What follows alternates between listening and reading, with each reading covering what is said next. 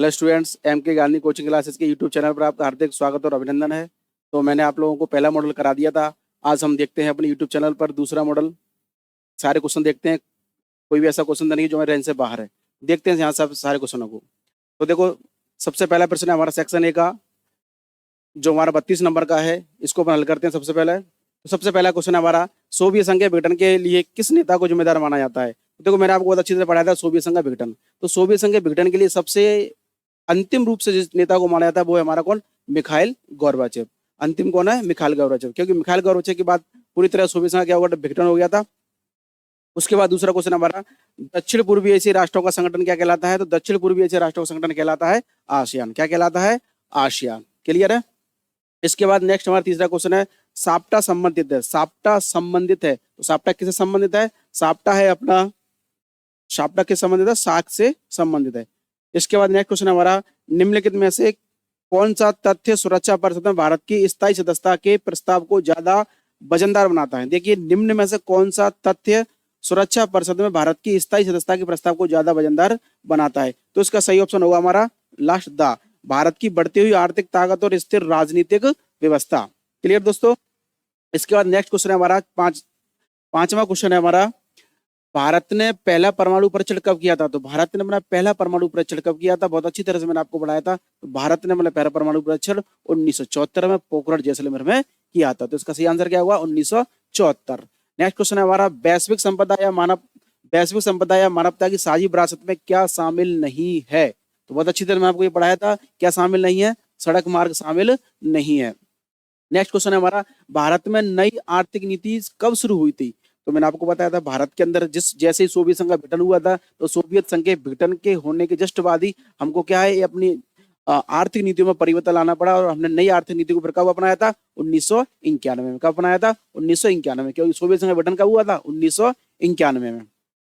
इसके बाद next question है हमारा, भारतीय विदेश नीति के जनक कौन है। तो भारतीय विदेश नीति के जनक किसको माना जाता है, पंडित जवाहरलाल नेहरू को माना जाता है। तो कांग्रेस सोशलिस्ट पार्टी CSP, देखो यहाँ पर नेक्स्ट क्वेश्चन क्या हमारा, कांग्रेस सोशलिस्ट पार्टी के संस्थापक, यानी कांग्रेस सोशलिस्ट पार्टी का मतलब क्या है, CSP के संस्थापक कौन है। तो मैंने आपको पढ़ाया था, कांग्रेस सोशलिस्ट पार्टी के जनक कौन है, आचार्य नरेंद्र देव। कौन है, आचार्य नरेंद्र देव। इसके बाद नेक्स्ट क्वेश्चन है हमारा, स्टूडेंट्स, प्रथम पंचवर्षीय योजना का प्रारूप किस वर्ष जारी हुआ था। प्रथम पंचवर्षीय योजना हमारी जो 1951 में चालू हुई थी, जो 1956 तक चली थी। तो प्रथम पंचवर्षीय योजना का प्रारूप किस वर्ष जारी हुआ था, 1951 में जारी हुआ था। इसके बाद नेक्स्ट क्वेश्चन है हमारा दोस्तों, दूसरे विश्व युद्ध के दौरान इंडियन नेशनल आर्मी का गठन किसने किया। ये परीक्षा की दृष्टि से बहुत अच्छा क्वेश्चन है हमारा, कि दूसरे विश्व युद्ध के दौरान इंडियन नेशनल आर्मी का गठन किसने किया था। दूसरी पंचवर्षीय योजना के दौरान इंडियन नेशनल आर्मी का गठन सुभाष चंद्र बोस ने किया। किसने किया था, सुभाष चंद्र बोस ने किया था। नेक्स्ट स्टूडेंट्स क्वेश्चन हमारा, जय जवान जय किसान का नारा किसने दिया था। ये भी परीक्षा की दृष्टि बहुत अच्छा क्वेश्चन है, जय जवान जय किसान का नारा किसने दिया था। तो इसका हमारा सही आंसर क्या होगा, पंडित जवाहरलाल जय लाल बहादुर शास्त्री। किसने दिया था, लाल बहादुर शास्त्री ने। इसके बाद नेक्स्ट क्वेश्चन हमारा, विविधता के सवाल पर कौन सा दृष्टिकोण अपनाया। देखो, जैसे ही हमने कहीं ना कहीं एक जो दृष्टिकोण अपनाया था विविधता को लेकर, उस विविधता के दृष्टिकोण से कहीं ना कहीं बात करते हैं कि विविधता के सवाल में भारत ने कौन सा दृष्टिकोण अपनाया, लोकतांत्रिक, राजनीतिक, सामाजिक, सांस्कृतिक। तो इसका सही आंसर क्या होगा हमारा, लोकतांत्रिक। सही आंसर क्या होगा हमारा, लोकतांत्रिक। क्लियर। नेक्स्ट क्वेश्चन है हमारा, दो राष्ट्र सिद्धांत की बात जिस राजनीतिक दल ने सर्वप्रथम रखी थी। दो राष्ट्र सिद्धांत की मांग जिस राजनीतिक दल ने सबसे पहले रखी थी, उस राजनीतिक दल का नाम क्या हुआ, उसका नाम क्या होगा, मुस्लिम लीग।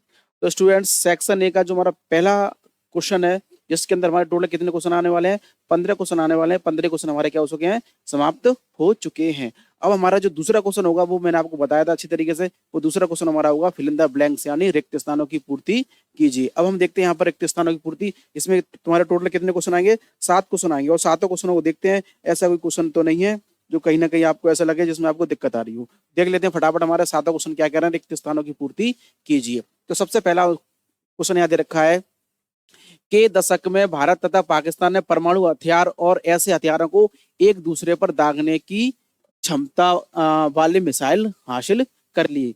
तो इसमें उसने दशक पूछा है आपसे, मैंने बहुत अच्छी तरह आपको पढ़ाया था। इसका सही आंसर क्या होगा? 1990 का दशक। कौन सा दशक? 1990 का दशक। नेक्स्ट क्वेश्चन है हमारा, सुरक्षा की खाली जगह धारणा में माना जाता है कि किसी देश की सुरक्षा को ज्यादातर खतरा उसकी सीमा के बाहर होता है। तो मैंने आपको दोनों ही सीमा खतरे की सुरक्षा बढ़ा दी। देखो खतरे की अवधारणा हम बात करते हैं, दो होती है, परंपरागत और अपरंपरागत। तो उसने आपसे पूछा क्या है? उसने आपसे पूछा है कि किसी देश की सुरक्षा को ज्यादातर खतरा उसकी सीमा के बाहर से होता है। तो ये अवधारणा किस में आती है? परंपरागत में आती है या अपरंपरागत में आती है? तो ये किस में आती है? परंपरागत में आती है। क्लियर। नेक्स्ट क्वेश्चन हमारा, के अंतर्गत औद्योगिक देशों के लिए ग्रीन हाउस गैसों के उत्सर्जन को कम करने का लक्ष्य निर्धारित किया गया है। तो इसका सही आंसर क्या होगा हमारा? क्योटो प्रोटोकॉल के अंदर। किसके अंतर्गत?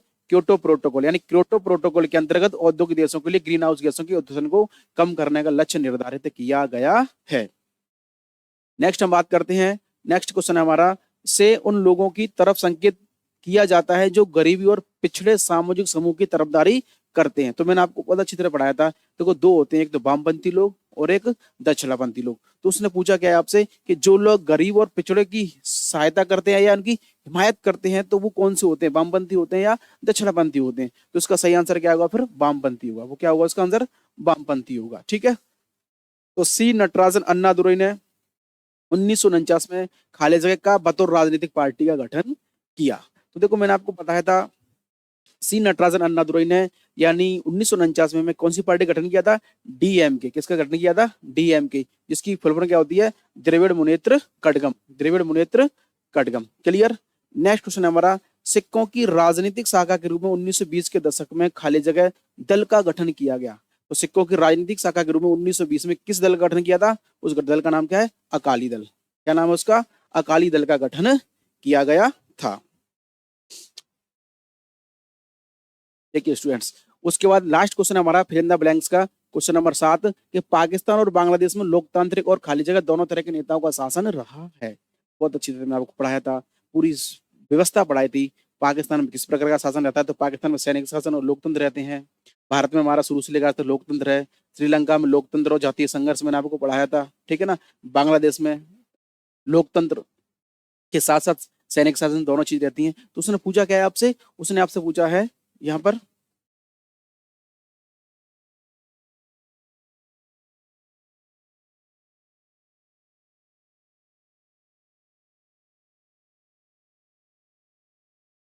तो उसने आपसे पूछा है पाकिस्तान और बांग्लादेश में लोकतांत्रिक खाली जगह दोनों तरह के नेता को शासन रहा है। तो आंसर क्या होगा हमारा? पाकिस्तान की पूछ रहा है तो हमको होता है पाकिस्तान में लोकतंत्र भी रहा है और सैनिक शासन भी रहा है। यानी पाकिस्तान में लोकतंत्र और सैनिक शासन साथ साथ चलते हैं। और 2008 से वर्तमान तक पाकिस्तान में क्या चला आ रहा है? लोकतंत्र चला आ रहा है। देखो स्टूडेंट्स, ये हो गया हमारा सेक्शन ए के का क्वेश्चन नंबर दूसरा कंप्लीट, जिसमें हमारे टोटल कितने क्वेश्चन आने वाले हैं? जिसमें हमारे 7 क्वेश्चन आने वाले हैं फिल इन द ब्लैंक्स के। अब सेक्शन ए का तीसरा क्वेश्चन है हमारा, जिसमें हमारे बिल्कुल शॉर्ट क्वेश्चन होंगे हमारे, जिसको हम कहेंगे अति लघुत्तरात्मक प्रश्न। और जिन प्रश्नों टोटल जो प्रश्न होंगे वो कितने क्वेश्चन होंगे हमारे? 10 क्वेश्चन होंगे। फटाफट से इन 10 क्वेश्चनों को देखते हैं। ऐसा कोई क्वेश्चन तो नहीं जो कहीं ना कहीं आपसे छूट रहा हो। ठीक है। तो सबसे पहले हम बात करते हैं,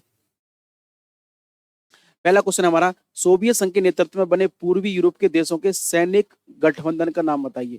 यानी देखिए यहाँ पर बात करते हैं सोवियत संघ के नेतृत्व में, यानी सोवियत संघ जो पूरा था हमारा यूएसएसआर, तो सोवियत संघ का संगठन कौन सा था? और आपका जो हमारा पश्चिमी पूंजीवाद था कहीं ना कहीं अमेरिका था, है ना, जिसको हम बोलते हैं यूएसए था, उसका संगठन कौन था? दोनों मैंने आपको बता दे, एक का नाम था नाटो, एक का नाम था बारसा। तो इसने आपसे पूछा क्या है?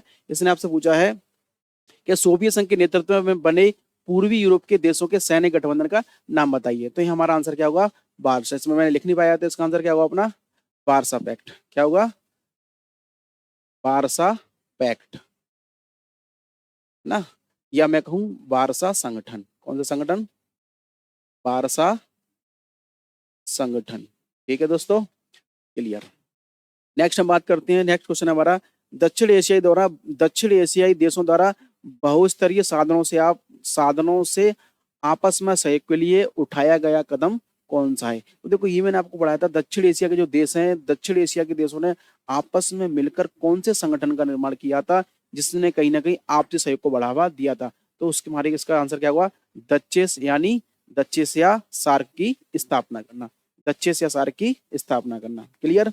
डचेसिया सार्क की स्थापना आपको बतानी कमेंट बॉक्स में कब हुई थी। ठीक है दोस्तों, नेक्स्ट क्वेश्चन हम बात करते हैं सुरक्षा की अपारंपरिक धारणा के दो पक्ष कौन से हैं। सुरक्षा की वही बात आ गई, सुरक्षा की पारंपरिक धारणा और सुरक्षा की अपारंपरिक धारणा। उसने कौन सी पूछी है? सुरक्षा की अपारंपरिक धारणा। सुरक्षा की अपारंपरिक धारणा के दो पक्ष होते हैं, मानवता की सुरक्षा और दूसरी क्या हमारी विश्व की सुरक्षा। नेक्स्ट क्वेश्चन है हमारा, राष्ट्रवाद की आधारशिला किस प्रौद्योगिकी ने लिखी? परीक्षा की दृष्टि बहुत अच्छा क्वेश्चन है आपका ये। राष्ट्रवाद की आधारशिला किस प्रौद्योगिकी ने रखी थी? राष्ट्रवाद की आधारशिला छपाई या मैं कहूं मुद्रण की तकनीक ने रखी थी। छपाई कहें अपन या कहें मुद्रण की तकनीक कहें इसको। नेक्स्ट है हमारा, क्योटो प्रोटोकॉल सम्मेलन कब हुआ था और किस देश में हुआ था? तो देखो मैंने आपको पढ़ाया था, क्योटो प्रोटोकॉल का हमारा जो सम्मेलन हुआ था 11 दिसंबर 1997 को हुआ था। कब हुआ था? 11 दिसंबर 1997 को। कहां पर हुआ था? क्योटो जापान के अंदर। कहां पर हुआ था? क्योटो जापान के अंदर। नेक्स्ट क्वेश्चन है हमारा स्टूडेंट्स, शिमला समझौता कब व किसके हस्ताक्षर हुए थे? तो शिमला समझौता मैंने आपको पढ़ाया था, जो हमारा भारत और पाकिस्तान का युद्ध हुआ था 1971 का, जिसमें बांग्लादेश पूरी तरह स्वतंत्र हुआ था। उसके बाद ये घटना घटित हुई थी। उसके बाद क्या हुआ था? हमारा शिमला समझौता होता है कब? 3 जुलाई 1972 को। और इस ये जो समझौता हुआ था, इसमें भारत की तरफ से प्रतिनिधित्व किसने किया था? इंदिरा गांधी ने किया था।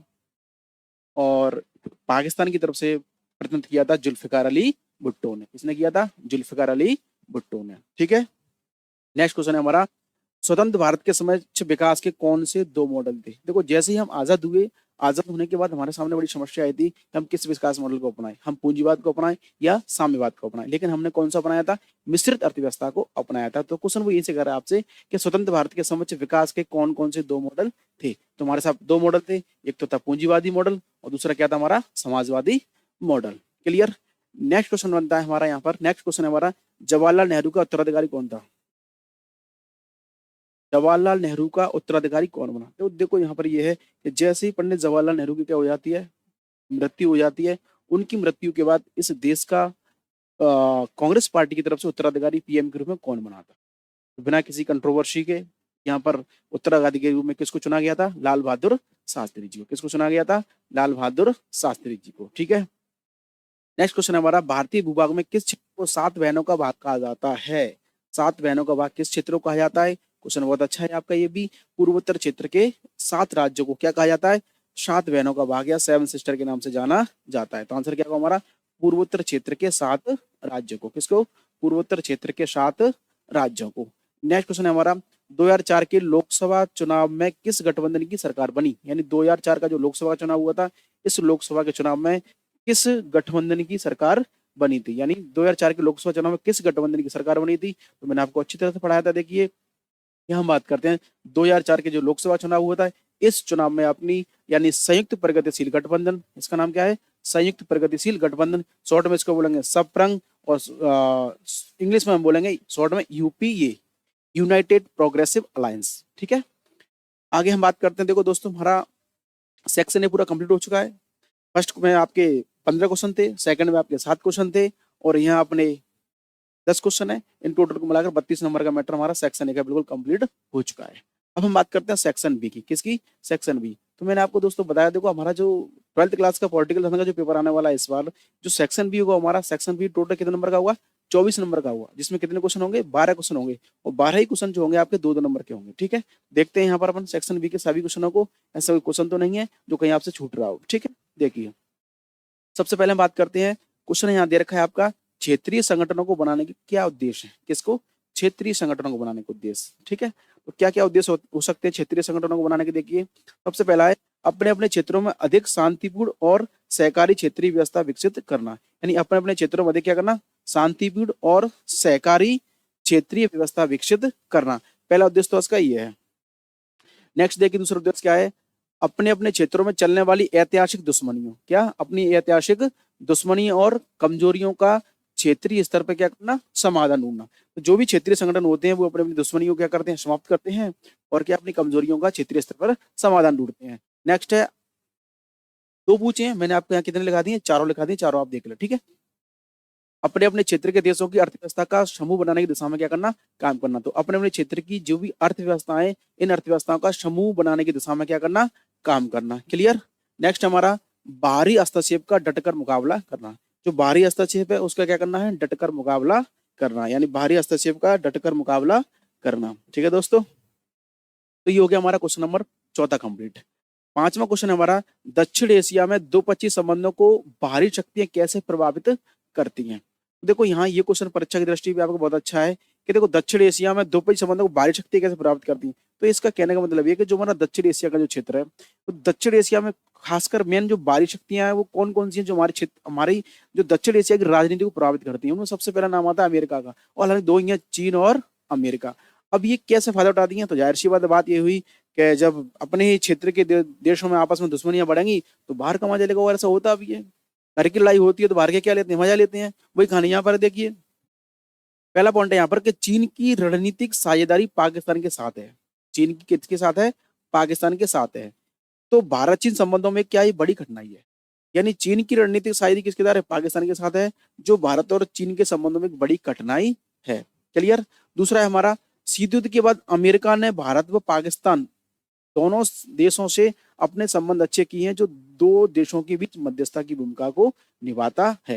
यानी इसका कहने का मतलब यहाँ पर यह है कि दक्षिण एशिया में द्विपक्षीय संबंधों को बाहरी शक्तियां कैसे प्रभावित करती हैं। तो दक्षिण एशिया के जो भी हमारे देश हैं, चाहे हमारा भारत है चाहे हमारा पाकिस्तान है, भारत और पाकिस्तान की जो एक संबंध रहते हैं, इन संबंधों को कहीं ना कहीं चीन और अमेरिका ऐसे हैं जो बहुत अच्छी तरीके से क्या करते हैं, प्रभावित करते हैं। और वैसे भी जो बाहरी शक्तियां, चाहे चीन हो चाहे अमेरिका हो चाहे और भी देश हो, ये कभी नहीं चाहते कि भारत और पाकिस्तान के संबंध अच्छे हों, क्योंकि इन देशों का संबंध अच्छे होने का मतलब है दक्षिण एशिया में इन दोनों देशों का बढ़ता हुआ दबदबा।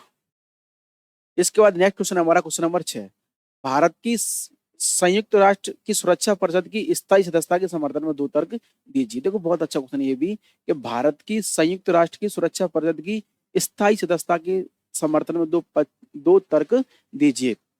यानी आज हमको पता है, आज अमेरिका, रूस, चीन, फ्रांस और ब्रिटेन, ये पांच ही देश क्या है, स्थायी सदस्य हैं।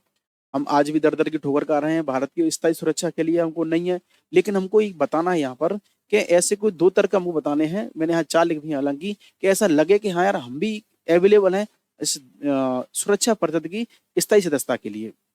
तो हमारे भारत देश में क्या क्या क्वालिटी है, इसको हम देखें कि विश्व जनसंख्या में दूसरा हमारा सबसे बड़ा देश स्थान है, ऐसी बात है। पहले वह चीन है, ठीक है, लेकिन दूसरा हमारा सबसे बड़ा स्थान है। विश्व का सबसे बड़ा लोकतंत्र हमारे पास है, विश्व का सबसे बड़ा क्या है हमारे पास, लोकतंत्र है। और भारत यूएनओ के जो बजट है उसमें लगातार क्या करता है, अपना योगदान करता है। और भारत देश एशिया की उभरती हुई आर्थिक क्या है, शक्ति है। भाई एशिया की उभरती हुई आर्थिक शक्ति कौन है, भारत देश है। तो ये दो पॉइंट पूछे मैंने, कोई चार पॉइंट आपको यहाँ पर बता दिए हैं, ठीक है, कोई दो पॉइंट आपको याद रखने हैं। नेक्स्ट क्वेश्चन हमारा, आतंकवाद सुरक्षा के लिए परंपरागत खतरे की श्रेणी में आता है या अपरंपरागत में आता है। आतंकवाद, आतंकवाद एक नवीन वर्जन है, नई नई लेटेस्ट तरीके से आतंकवाद का क्या होता है, जन्म होता है। तो कहीं ना कहीं आतंकवाद किस में रखा गया है, अपरंपरागत में। किस में रखा गया है, अपरंपरागत में। तो परंपरागत तो वो होता है जो पहले से चला आ रहा है, वो परंपरागत की श्रेणी में आता है। तो आतंकवाद कैसी चुनौती है, अपरंपरागत की श्रेणी में आता है, यानी एक छिपी हुई चुनौती है। ये कैसी है, एक छिपी हुई चुनौती है। तो देखिए आतंकवाद सुरक्षा के लिए अपरंपरागत खतरे की श्रेणी में आता है, क्योंकि यह एक नई छिपी हुई चुनौती है जिसका सामना परंपरागत सैन्य तरीके से नहीं किया जा सकता है। इसलिए आतंकवादी घटनाओं से निपटने के लिए विश्व के राष्ट्र वैश्विक स्तर पर आपसी सहयोग कर रहे हैं। क्या कर रहे हैं, विश्व के वैश्विक स्तर पर आपसी सहयोग कर रहे हैं, ठीक है। इसके बाद नेक्स्ट क्वेश्चन है हमारा, विश्व की साझी संपदा के आकार के घटने के दो कारण बताइए। देखो हमारी जो विश्व की साझी संपदा है, इसके घटने के क्या कारण हो सकते हैं, ठीक है। जो हमारी साझी संपदा है, इसका प्रमुख कारण है कि इसका दोहन, जो हमारी साझी संपदा है इसका दोहन कहाँ हो रहा है, औद्योगिकरण में, यातायात में तथा वैश्विक व्यापार के रूप में करने के कारण। तो जो भी हमारी साझी संपदा है जो प्रकृति ने हमको दी है, इसका बहुत अच्छी तरीके से क्या हो रहा है, विद्वान हो रहा है, औद्योगिकरण हो रहा है, और यातायात या वैश्विक व्यापार के नियमों में उसको प्रयोग में लाया जा रहा है। पहला पॉइंट तो आपका ये है। दूसरा है हमारा, इसको गैर जिम्मेदार ढंग से, यानी इसको उपयोग करने का कोई तरीका ही नहीं है, इसको गैर जिम्मेदार ढंग से क्या किया जा रहा है, उपयोग किया जा रहा है। यानी इसको कैसे उपयोग किया जा रहा है, गैर जिम्मेदार ढंग से उपयोग किया जा रहा है। क्लियर। नेक्स्ट क्वेश्चन है हमारा, भारत की परमाणु नीति पर संक्षिप्त टिप्पणी लिखिए। तो इसने पूछा यहाँ पर भारत की परमाणु नीति पर संक्षिप्त टिप्पणी लिखिए। बहुत अच्छी तरह मैंने आपको पढ़ाई थी भारत की परमाणु नीति ना, देख लेते हैं क्या है इसके अंदर। भारत देश ने 1974 और 1998 में परमाणु परीक्षण करते हुए अपनी परमाणु नीति को एक नई दिशा दी। बात करते हैं, हमने प्रथम परमाणु परीक्षण 74 में, दूसरा 1998 में।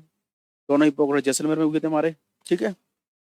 तो क्यों किए भारत में परमाणु परीक्षण, इसके पीछे कुछ ना कुछ रीजन रहा होगा, ठीक है। तो एक नई दिशा दी है, जिसको हम क्या करें, नई दिशा दी है। जैसे भारत देश ने अपनी आत्मरक्षा के लिए परमाणु हथियारों का निर्माण किया है, ताकि कोई अन्य देश हम पर क्या नहीं कर सके, हमला नहीं कर सके। यानी भारत देश ने परमाणु परीक्षणों का उपयोग इसलिए परमाणु परीक्षणों का कहीं ना कहीं इसलिए उपयोग किया है कि कहीं ना कहीं कोई अन्य देश हम पर क्या नहीं कर सके, हमला नहीं कर सके। अपनी आत्मरक्षा के लिए हमने क्या किया है, परमाणु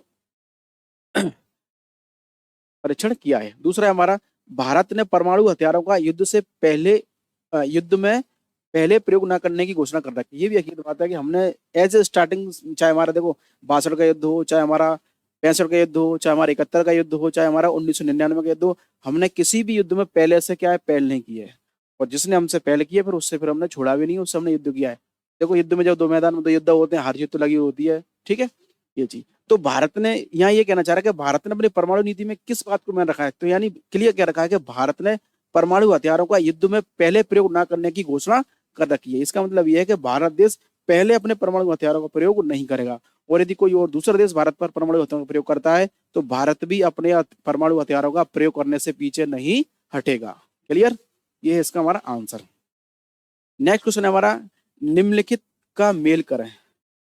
तो मेल करने अपन देखो यहाँ पर क्या दे रखा है, योजना आयोग की बात करते हैं। योजना आयोग मैंने बहुत अच्छी से आपको पढ़ा था। योजना आयोग की स्थापना मार्च 1950। योजना आयोग की स्थापना पर आज वर्तमान में क्या आ चुका है, नीति आयोग। और नीति आयोग की स्थापना कब हुई थी, 1 जनवरी हुई, 1 जनवरी 2015। 1 जनवरी 2015 किसकी स्थापना हुई थी, नीति आयोग की स्थापना हुई थी। और जिसके अध्यक्ष कौन थे, माननीय नरेंद्र मोदी जी, ठीक है। आगे हम बात करते हैं नीति आयोग। देखो ये दे रखा है अपना, नीति आयोग की स्थापना 1 जनवरी 2015। महामंदी, तो महामंदी शब्द का संबंध किससे है, यूरोप से। महामंदी कहाँ पर आई थी, यूरोप में आई थी। और बॉम्बे प्लान का संबंध किससे है इनमें से, तो बॉम्बे प्लान का संबंध है नियोजित अर्थव्यवस्था से संबंधित है। बॉम्बे प्लान का संबंध किससे है, नियोजित अर्थव्यवस्था से संबंधित है।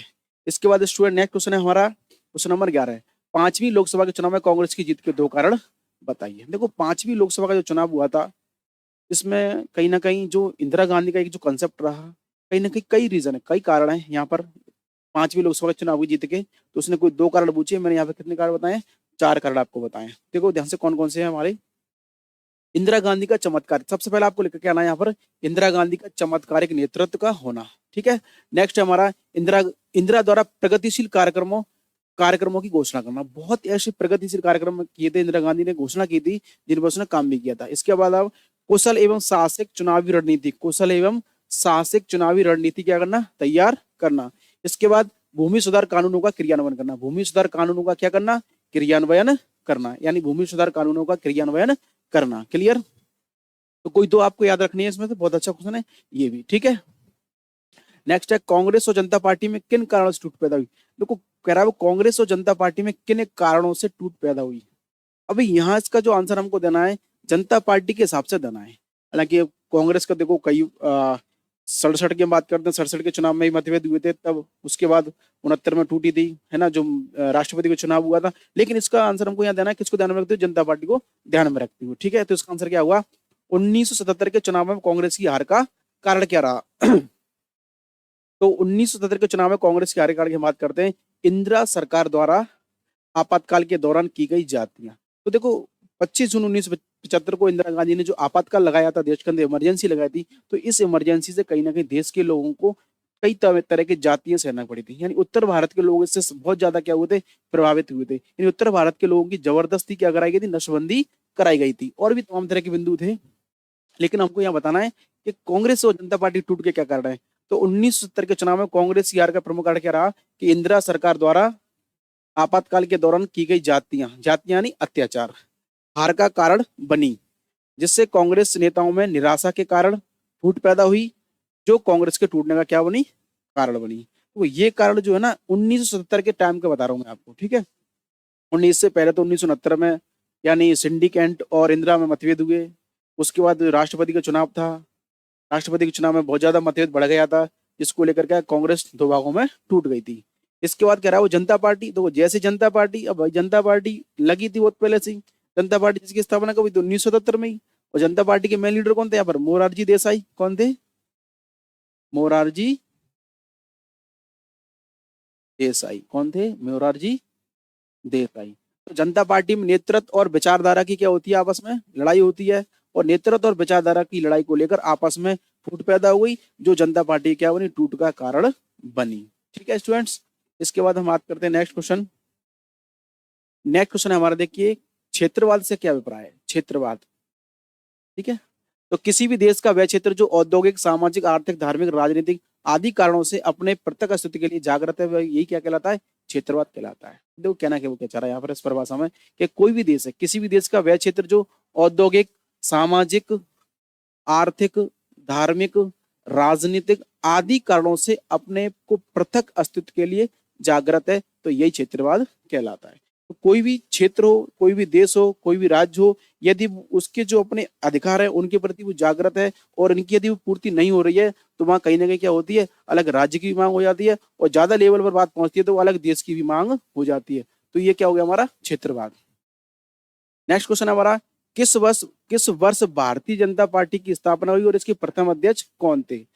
बहुत अच्छा क्वेश्चन है ये, परीक्षा की दृष्टि से वेरी मोस्ट क्वेश्चन इस साल आने लायक ये। देखो बीजेपी की स्थापना हुई थी 6 अप्रैल 1980 को। कब हुई थी, 6 अप्रैल 1980 को भारतीय जनता पार्टी की स्थापना हुई थी, और इसके प्रथम अध्यक्ष बने थे अटल बिहारी वाजपेयी। प्रथम अध्यक्ष कौन बने थे, अटल बिहारी वाजपेयी। और अगर बात करते हैं वर्तमान में, तो वर्तमान में हमारे 11वें अध्यक्ष कौन है, तो हमारे वर्तमान में 11वें अध्यक्ष हैं जेपी नड्डा, जिनका पूरा नाम क्या है, जगत प्रकाश नड्डा। पूरा नाम क्या है, जगत प्रकाश नड्डा। ध्यान रखना है आपको, ही पूछा जा सकता है। नेक्स्ट क्वेश्चन है हमारा, मंडल मुद्दा क्या है।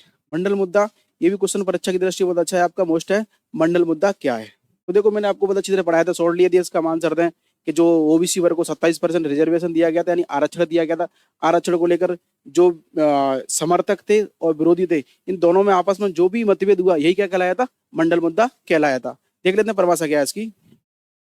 सन 1990 में विश्वनाथ प्रताप सिंह के नेतृत्व में राष्ट्रीय मोर्चा की कांग्रेस सरकार ने मंडल आयोग की सिफारिशों को लागू करते हुए ओबीसी वर्ग को सरकारी नौकरियों में 27% क्या दिया था, आरक्षण दिया था। ओबीसी वर्ग को 27% आरक्षण देने का प्रावधान दे दिया। इस प्रावधान के समर्थक और विरोधियों के बीच जो विवाद चला, वही क्या कहलाया था, मंडल मुद्दा कहलाया था। शॉर्टली हम बात करें, शॉर्टली आप ध्यान रखें कि ओबीसी वर्ग को जो 27% क्या दिया गया था, रिजर्वेशन दिया गया था, इसके विरोधी और इसके समर्थकों के बीच जो भी मतभेद उत्पन्न हुए, वही क्या कहलाया था, मंडल मुद्दा कहलाया था। नेक्स्ट क्वेश्चन, अब देखिए स्टूडेंट्स, ये तो हमारा सेक्शन भी बिल्कुल कंप्लीट हो चुका है, जो कितने नंबर का है, 24 नंबर का है, जिसमें कितने क्वेश्चन है हमारे, 12 क्वेश्चन है। अब स्टूडेंट देखो यहाँ मैं आपको सिर्फ वो बताने वाला हूँ कि जो हमारा सेक्शन सी है और सेक्शन डी के कौन कौन से क्वेश्चन है, कौन कौन से पार्ट में से वो आए हुए हैं, और कौन हमारी किताब का कौन सा क्वेश्चन है। ठीक है, यदि वो होता है तो, और सारे क्वेश्चन भी आपको हल करा चुका हूँ, हालांकि बस क्वेश्चन देख लेते हैं कौन कौन से हैं। तो क्वेश्चन नंबर 16 हमारा, भौगोलिक निकटता का क्षेत्रीय संगठनों के गठन पर क्या असर होता है। भौगोलिक निकटता का क्षेत्रीय संगठनों के गठन पर क्या असर होता है।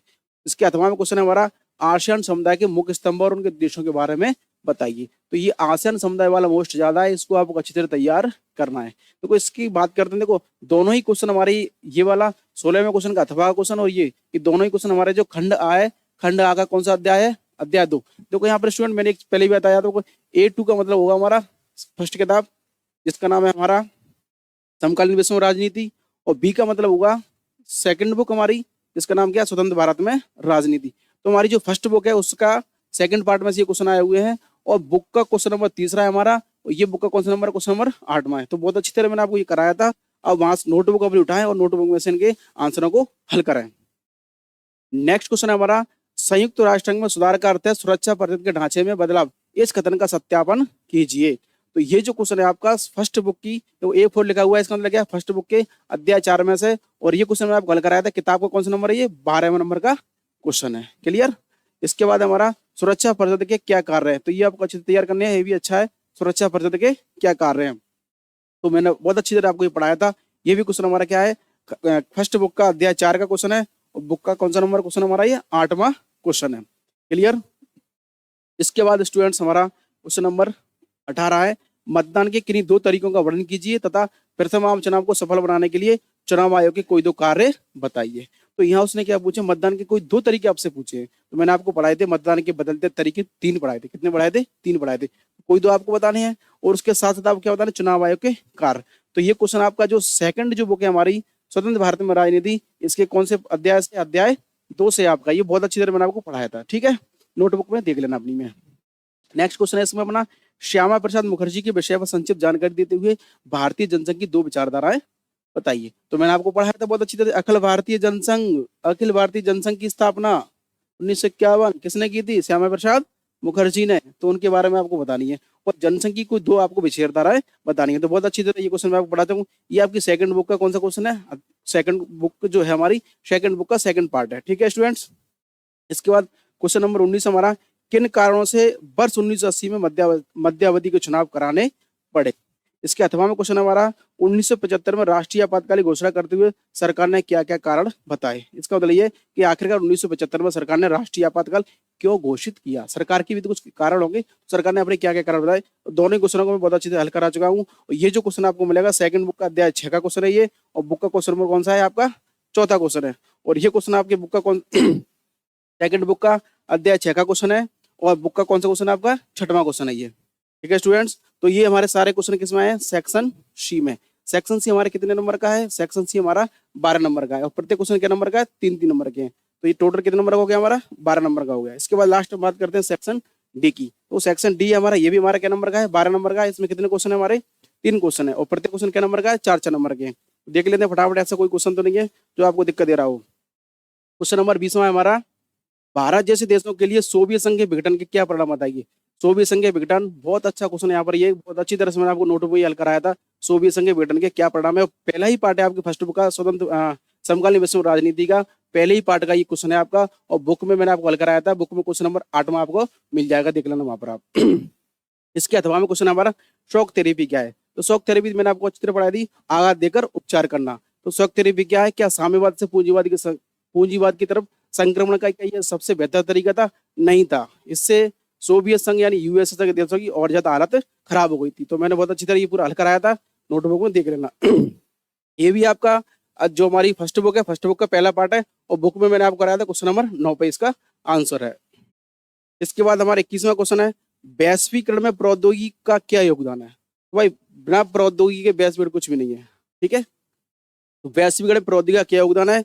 वैश्वीकरण के संदर्भ में विकासशील देशों में राज्य की बदलती भूमिका का आलोचनात्मक मूल्यांकन कीजिए। इसका जो आंसर मिलेगा आपको, फर्स्ट बुक का अध्याय 7 का क्वेश्चन है आपका ये, और बुक में आपका 2 क्वेश्चन मैंने आपको कराए थे, 7 और 8 दोनों को कंबाइंड करके एक क्वेश्चन इस मॉडल में पूछा गया है। तो क्वेश्चन नंबर बुक के 7 और 8 है, उसका ये आंसर है आपका। अच्छी तरह से आप मैंने आपके नोटों में कराया था, देख लेना वहां पर। इसके अथवा में आपका क्वेश्चन है, वैश्वीकरण की आर्थिक परिणतियां क्या है? इस संदर्भ में वैश्वीकरण ने भारत पर कैसे प्रभाव डाला है? तो ये क्वेश्चन आपका अध्याय फर्स्ट बुक का अध्याय 7 है, और बुक का कौन सा नंबर क्वेश्चन आपका? बुक का क्वेश्चन नंबर 9 है, जो मैं आपको करा चुका हूँ। तो इसके बाद देखो 4 नंबर का आपका ये है 20 में, 4 नंबर का 21 में, लास्ट क्वेश्चन बचता है हमारा। तो देखो पहले ही मैंने आपको बताया फर्स्ट मॉडल में, तो इस बार पहली बार ऐसा हो रहा है कि आपके लिए क्या दिया जा रहा है? नक्शा दिया जा रहा है। 22 का पेपर था, उसमें कोई नक्शा नहीं आया था। 23 का जो पेपर हुआ था उसमें भी कोई नक्शा नहीं आया था। 24 में पहली बार आपके बोर्ड ने क्या दिया है? आपको नक्शा दिया है, और नक्शे के आधार पर आपकी कोई 4 आपके आएंगे, 4 नंबर का आपका नक्शा है, वो आपको भरना है। तो मैंने यहाँ पर 8वीं चीज आपको भर के बता दी है। तो वो सबसे पहले इसमें कह रहा है, भारत के राजनीतिक मानचित्र में निम्न स्थानों को अंकित कीजिए: पंजाब, बंगाल, दिल्ली, अमृतसर। दूसरे में कह रहा है वो अथवा में, या तो इनको करें आप, या यहाँ करें, कलकत्ता, मैसूर, बिहार, त्रिपुरा, ठीक है ना। तो देखो मैंने आपको बढ़ाया था पंजाब, उसके बाद आपका बंगाल, तो ये रहा आपका बंगाल। इसके बाद है आपका दिल्ली, तो ये रहा आपका दिल्ली। इसके बाद मैंने आपको बताया था अमृतसर, थोड़ा ये रहा यही अमृतसर। उसके बाद नेक्स्ट है आपका कलकत्ता, तो ये रहा अपना कलकत्ता। उसके बाद मैसूर यानी कर्नाटक, ये रहा हमारा मैसूर। उसके बाद अपना बिहार, तो ये रहा अपना बिहार। इसके बाद अपना त्रिपुरा, तो ये रहा अपना त्रिपुरा। तो ये हो गया हमारा 22वां क्वेश्चन। तो आप लोग 8 नहीं करने, आप लोग सिर्फ कितने करने हैं? 4 करने हैं। तो इस प्रकार स्टूडेंट अपना मॉडल पेपर सेकंड पूरा हो जाता है। इसके बाद आगे अपन करेंगे मॉडल पेपर नेक्स्ट डे तीसरा। ठीक है स्टूडेंट्स, धन्यवाद।